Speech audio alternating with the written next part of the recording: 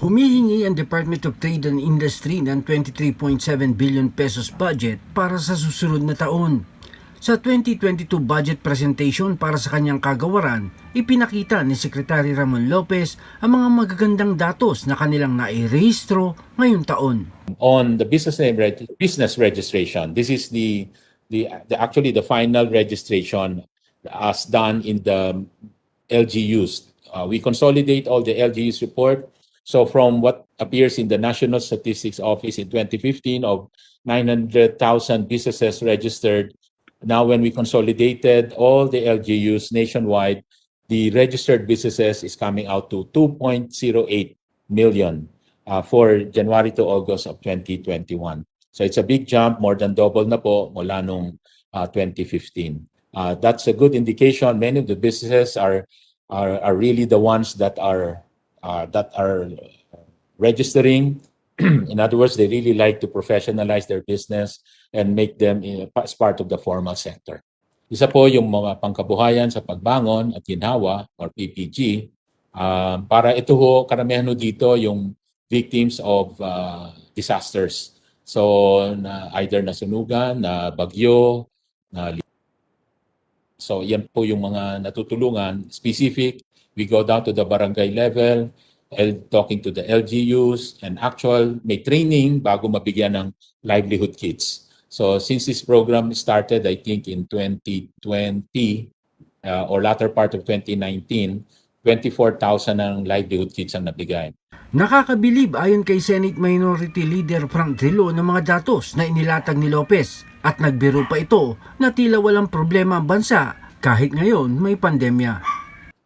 Listening to the almost 1-hour presentation of our good DTI Secretary, parang wala tayong problema sa ating bansa. You know, honestly, Mr. Secretary, when I was listening to you, I thought I was in another country and we have no problems. Kasunod nito, inusisa na ni Drilon ang tunay na bilang ng mga nagsarang mga negosyo dahil sa pandemya. How many MEs do we have in our country? As of, say, before the pandemic, 2019, ilan ba yung ating MSMEs? Ang ating pong registered before the pandemic, so kung 2019, Mr. Chair, let me go back po. 2021, we already have the 2 million that I cited. 2020 was 1.7 million and 1.5 million po yung 2019. So before the pandemic, about 1.5 million. This is based on the consolidation of all the registered enterprises sa mga LGUs nationwide. So under that data, we are saying that we had no MSMEs which closed, and in fact, the numbers increased. Hindi po. Marami rin pong nag-close. It's just that marami rin pong nag-register. Dahil sa nakakalitong datos, piniga pa ni Drilon si Lopez sa mga tunay na numero.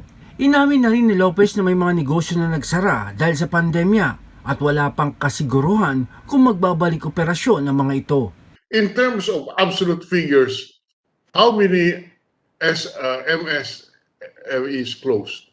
How many employees lost their jobs as a result of the closure of 76,000 small, micro, medium industries? A typical number ho kasi is around maybe 3 to 5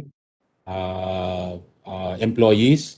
But if the good senator wants a number, I will have to refer to the survey of the labor force survey siguro, Mr. Chair.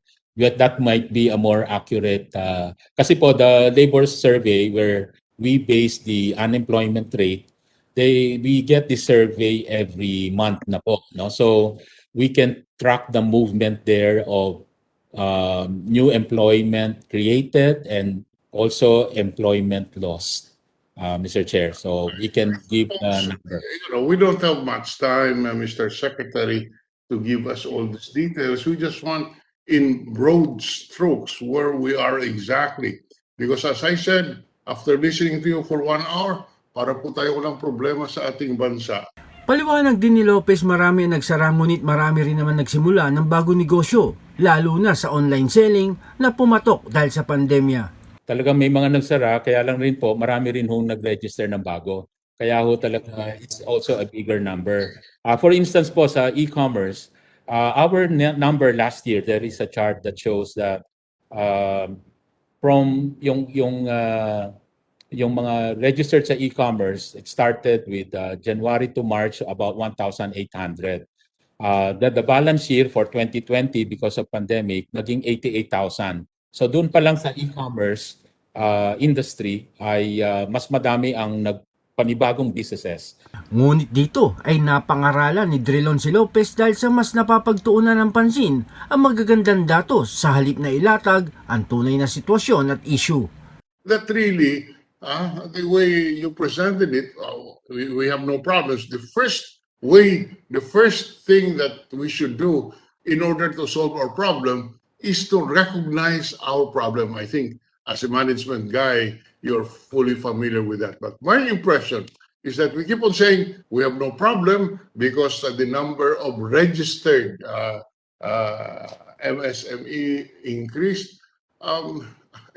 That is not, hindi po yun ang nararamdaman ng ating taong bayan na nawalan ng trabaho.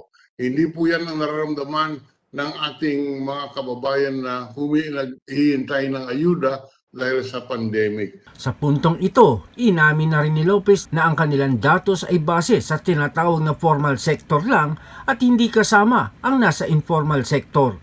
In fact, sa marami rin pong interview, pag tinatanong yung impact po, let's say nag-ECQ, MECQ, we cite problems also na may mga nagko-close, may mga nawawalan ng trabaho, estimated jobs that are lost. And the estimate po is around this number of about, actually it's about this 300,000 to 500,000. Basta meron din pong mga nawawalan trabaho. The problem lang po, Mr. Chair, is that the numbers can also be bigger if we count in really the unregistered, yung informal sector. Because these numbers we are citing are just the listed, I mean the formally registered. The informal sector, if meron tayong 2 million na formal sector, there's about 6 million informal sector na unregistered. Informal sector na unregistered. So that is where also some of the, I guess, the bad numbers are coming from.